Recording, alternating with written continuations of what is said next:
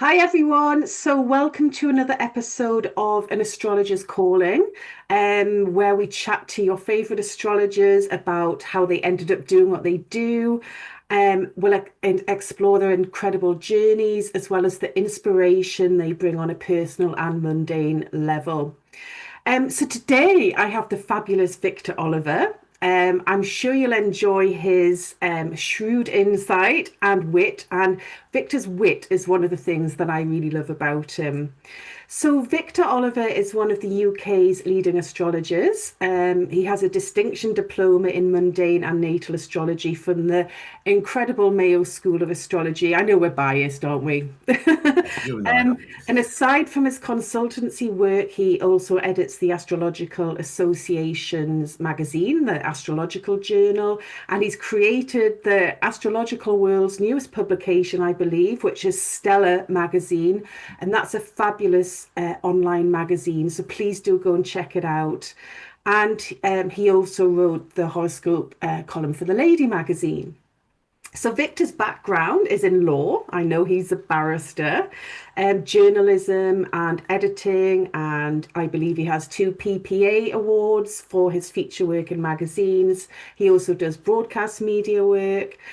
Last but not least, Victor is the author of Chasing the Dragons, an introduction to draconic astrology. So, very interesting person, Victor. So, please tell me about how you were first called into astrology. I think I was dragged kicking and screaming, and it took a long time. I haven't got Saturn opposing my sun for nothing. I think that I was, from an early age, I was always interested in symbols, and I used to read all the astrology books, but I couldn't see how one could make a living out of it. And then other things took over.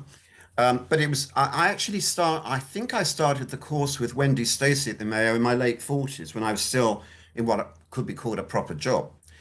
In other words, I was kind of churning up the old pension contribution, which is another way of looking at it. So that by about the age of 51, I was actually ready to practice. And the weird thing is, about the same time, even before I'd finished the course, I got the job at the Lady magazine. Rachel Johnson, the sister of Boris Johnson, wanted me to take the piss out of astrology, and I said, I'll do nothing of the sort. I was running an alter ego called Madame Arcati, which was very mischievous and naughty, and she thought I'd do the same thing with astrology, and I said, no, astrology's got enough problems as it is. You'll get a straightforward, slightly amusing horoscope column, and that's what she got. Mhm. Yeah, yeah, fabulous. So you started practicing around 51, so it was around the time of your Chiron return. Something like that. And it Yeah. coincided with other things like um, within 2 weeks, 2 or 3 weeks of my losing my job at DMGT, which was the teletext division, my mother was diagnosed with a very serious illness. So I came back from London to the house that I'm still in to look after. And I looked after for several years. But it's the timing. You know, sometimes the door that shuts then generates another door that opens. Yeah. But it's not necessarily the door you want to see open. But it was obvious to me, as a half Italian mummy's boy, that I should look after her because if I didn't, no one else was going to look after her. Yeah, yeah. I mean that's really lovely. It's lovely for you to share that personal story. But I think it's interesting what you say about doors opening because I'm a firm believer that one door closes, another door opens. Yes, yes, But I yes. think sometimes in life we've all experienced perhaps going through the wrong door and not quite knowing the right door for us. And sometimes life can throw us into or throw us onto a slightly different pathway that we perhaps never would have considered before. And yet it turns out to be the right one at the right time. You're absolutely right. And Mm, astrology helps you to identify these doors, at least episodically. So I recently was thinking about Jupiter returns, which happen approximately every 12 years. And when I looked at all the key dates along those 12-year doors, shall we say, when transiting Jupiter returns to its natal position, I'm not saying an event happens straight bang on the partile, conjunction. But what happened was that in the preceding bit and then going into the return, there was a whole change of scene. And it was a release from something into something else, but it was subtly done. It's only in retrospect that you realize that it's Yeah, happening. yeah, yeah. It's a process. It is a process because remember, we're living, breathing creatures. We're complicated. We're doing all sorts of things at once. You know, I love it when you read these astrology essays and it's all about astrology. I don't think so. But in the living life, you've got 101 different things happening. And it's not all that's going on in your head, it's happenings. But when you look back, you see the story. Yeah, yeah, yeah. And it's all described in the sky. It's all It's all described. described. Now, a lot of people say, oh, you're just seeing patterns in clouds. You've heard this nonsense before. We are perfectly capable of seeing patterns in clouds, just as in the way we can turn things into symbols. That's true, absolutely true. But that's not the end of the story. And when the chart is speaking to you and you can relate so much stuff to one's life or to one's clients' lives, then it becomes even more untenable to say that it's seeing patterns in clouds. Yeah, yeah, yeah. You're absolutely right. And I think you've already, because my next question was going to be about what's it brought to you on a personal level. But I think you've kind of just described it all beautifully there, without a doubt. So, what I'm interested in, Victor, is how astrology perhaps resonates with any other areas of interest in your life. I know you have a very spiritual um, kind of bent as well. Well, my mother was raised, she was a Roman Catholic, Italian from a place near Venice, but she had the good wisdom to become a lapsed Catholic. And then when the marriage went pear-shaped, a very great medium called Nella Taylor, they're all called Nella, aren't they? Or Doris, or something like that, or Ethel. And yeah, there was a sort of monstrous regiment of Dorises. But she used to attend seances. And the amazing thing is that the marriage extrication or destruction was very complicated. And in effect, Nella Taylor became her kind of, I don't know what you would say, but her guardian angel and warned her of things coming ahead because my father was rather guileful and didn't want to pay her any money.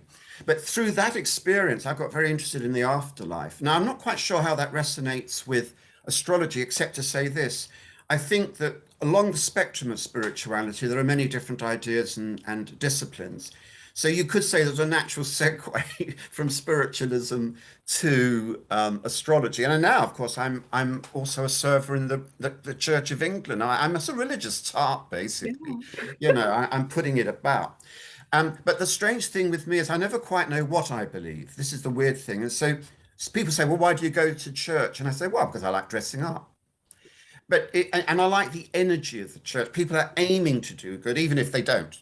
Yeah, You know, yeah, and you realize the priests are human beings, they have flaws, they have problems.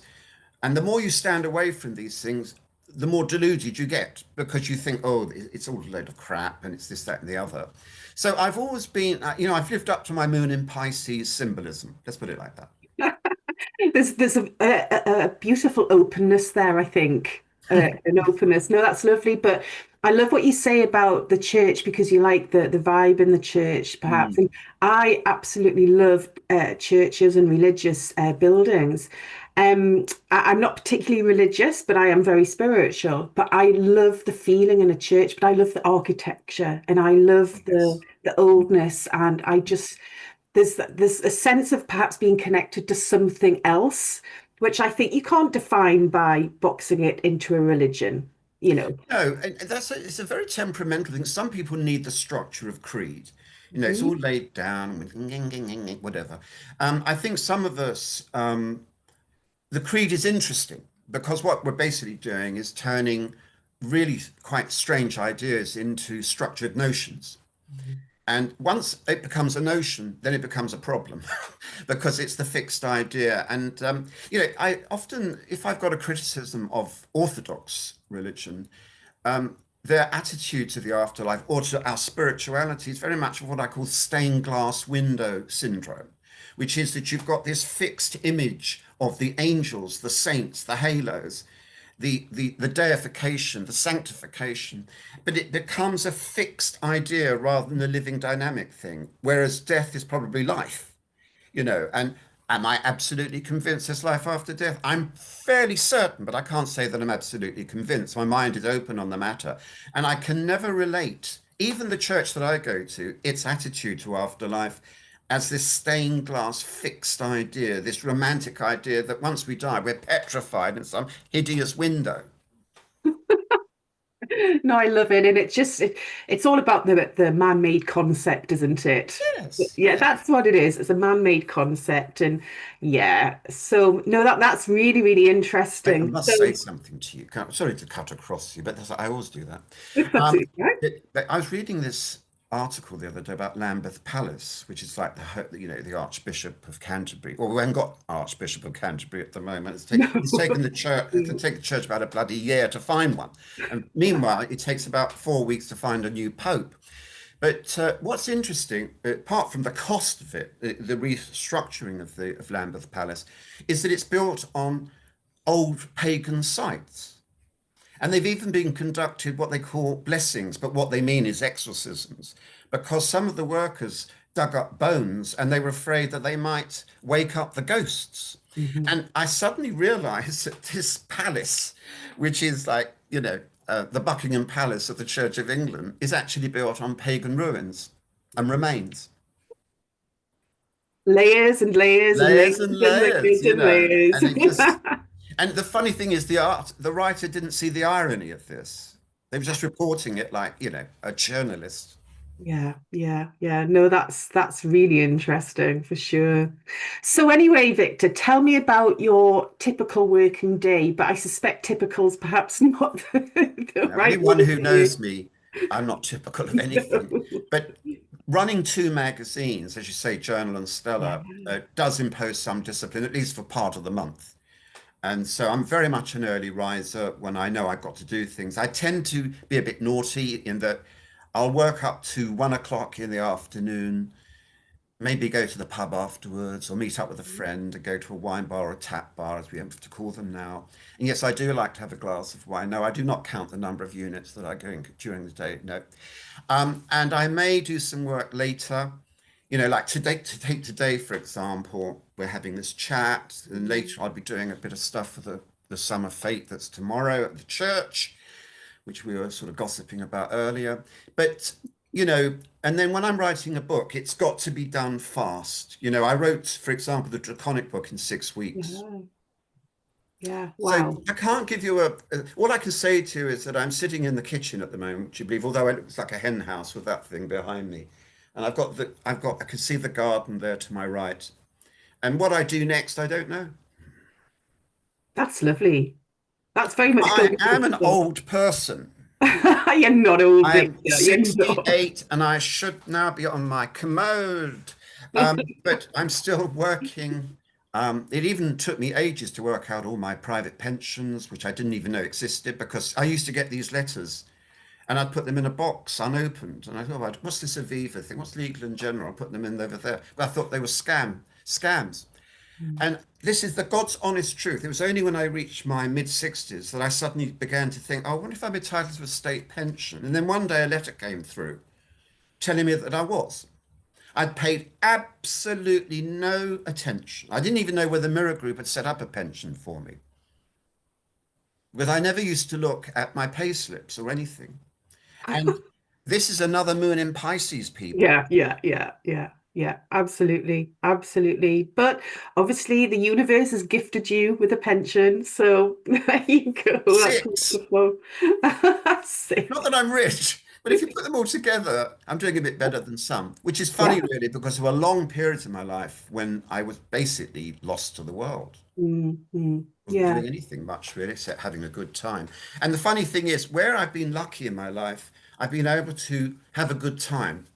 yeah, So my work was a social life and vice versa. yeah. Nowadays, funny enough, late in life, editing the two magazines is fabulous. Mhm. Yeah, yeah, yeah. It seems to really suit you. You do a fantastic job. Oh, Everyone would agree thank you you. do a You're very fantastic sweet. job. Yeah. You And it's lovely do. to have people like you writing for me. I'm very fortunate in the contributors. There are some wonderful people in astrology, very clever people. Yeah. And always the challenge with, especially with journal, is to make sure that you're representing the many different Yeah. aspects of astrology, so that the traditionalists don't think you're getting too modern and vice versa and all the Yeah. rest of it, you know. Yeah. Well, it's diverse. It's a really diverse publication, which is wonderful. And it's inclusive. And that's what we need Yeah. to be doing in astrology, be Be inclusive. inclusive. And Stellar, what Stellar's trying to do is to be even more inclusive, to try to Yeah. get that audience that's online. Yeah. We know they're not necessarily specialist astrologers, but they've got an interest. They go to places like Astro Hub, and they've got they've got that, I've forgotten what it's called now, but it's an Astro app that works Yeah. with synastry and stuff like that. It's called The Pattern. Highly Yeah. recommend it. I'm actually dating myself on The Pattern at the moment. I I've sort of have seen two that on your identities. social media. And I get little message, oh, Victor's in a bad mood today. You better steer clear of him. Or you're so like Victor. You're so like Victor. So I might marry myself. It seems to me I'm the best person I've come up with. Actually, there's nothing quite like one's own company if you're comfortable in your own company. Yeah, Oh, without a believe doubt. me, we get on very well. I'm sure.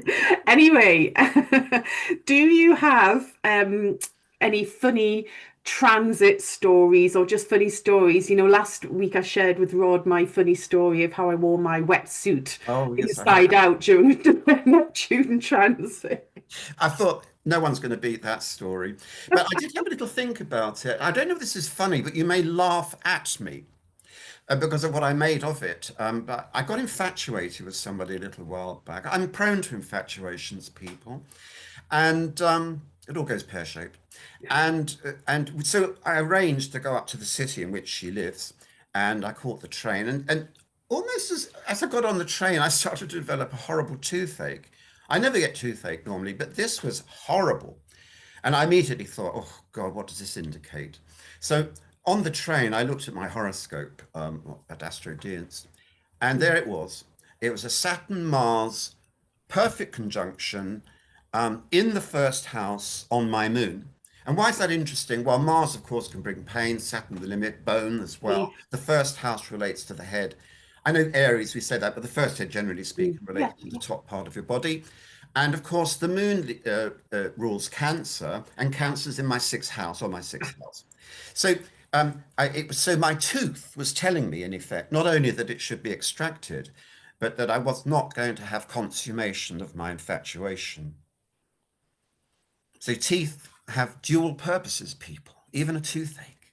They And so, do in that Mars Saturn is about the blockage. So you were it, blocked in every way, shape, and form. and I'm not joking, Leanne, it was part-time, Yeah, I can imagine. within a few minutes. And I just thought, well, thank you very much. So I went up there knowing, well, nothing was going to happen. It was a nice weekend, but Yeah, yeah, that was yeah. it. But you see, that's where you can't make astrology up.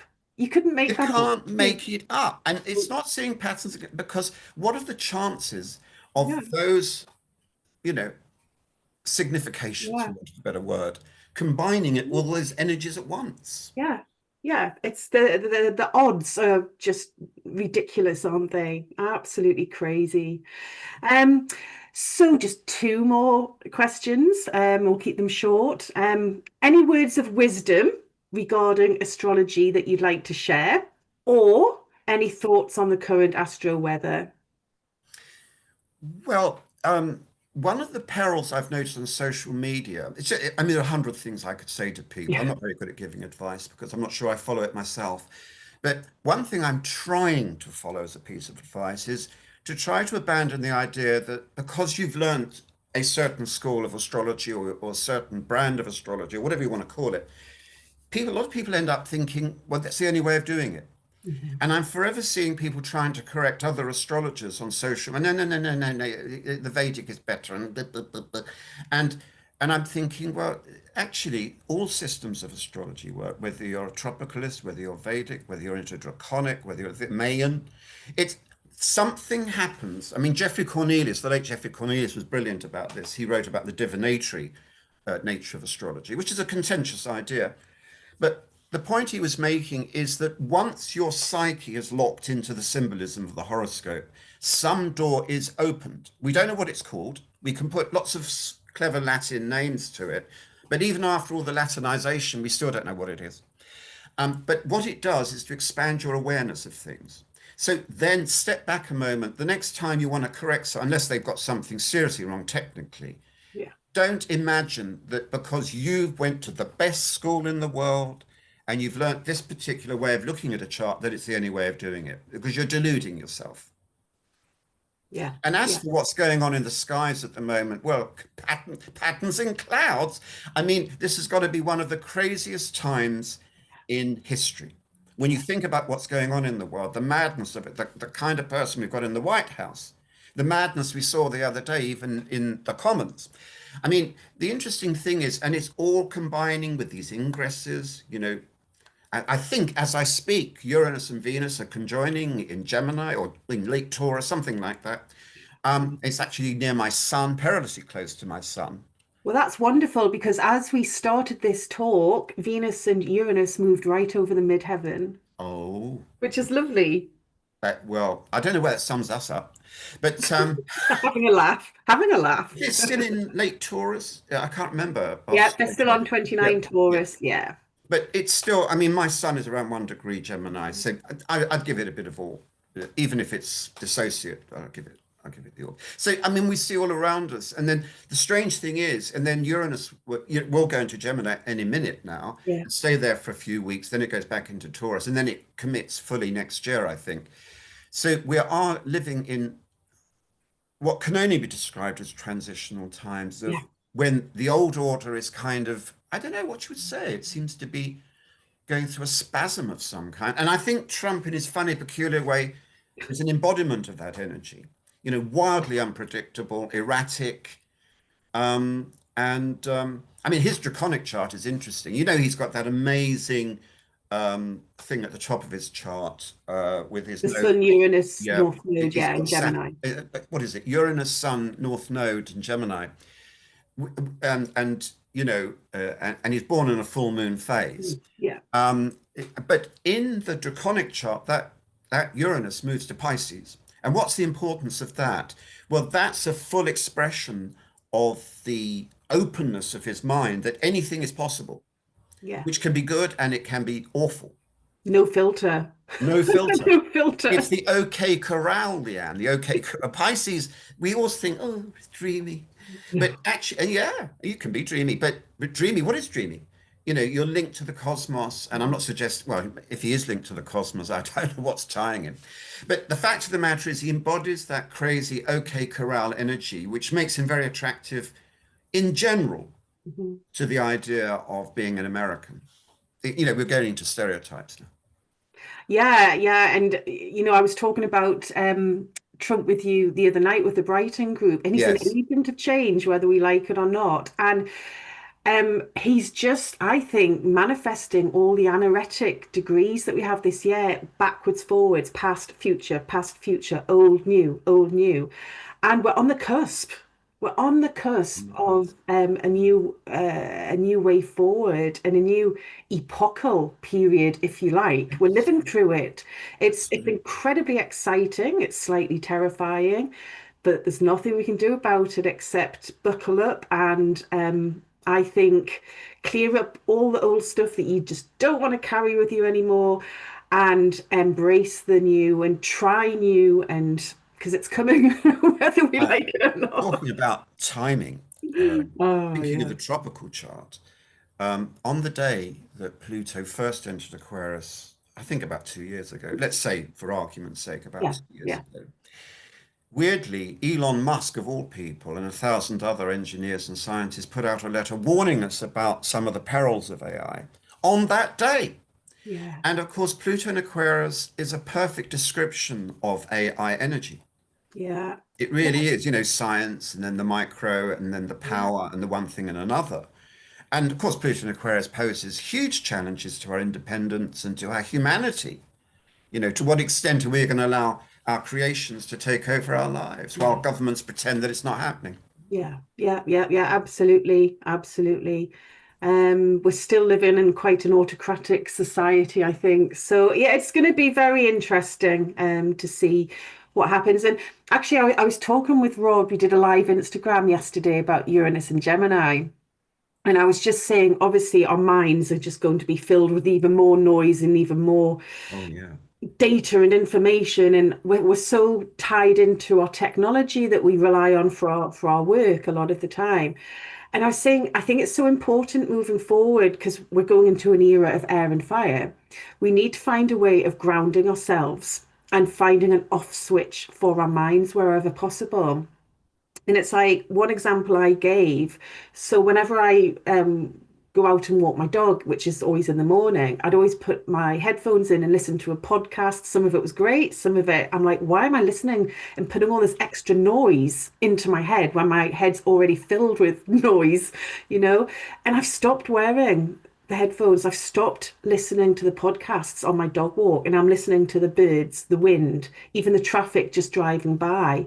And I think with Uranus and Gemini, and it's going to be trine Pluto and Aquarius, and there's so much air, and our minds are going to be even more Manic, bombarded. manic. Yeah. So we need, I think a lot of people are actually trying to connect back to nature or spirituality, or like you going to the church and enjoying it for various different reasons aside from the religion. I think people will need need to on some level find a something to ground them. Yeah. And with Neptune moving into Aries, you know, another very slow moving planet. I mean, it's all happening, people. And then that's Yeah. happened there as well for a little while. So, I mean, and it's interesting about the Neptune bit because that could, being Aries too, could Mhm. indicate either the creation of new faiths, religions, or a greater awareness. I'm very interested that even scientists are sounding faintly spiritual these days as they Yeah. realize that maybe the Big Bang is not quite what we thought it was, Yeah. thanks to the JW telescopes discoveries. We don't really think that we understand how old the universe is or even what it is. No, I don't think we were even close to understanding it, you know. So No, I don't think we are. I think we're becoming aware of the fact that we don't understand it.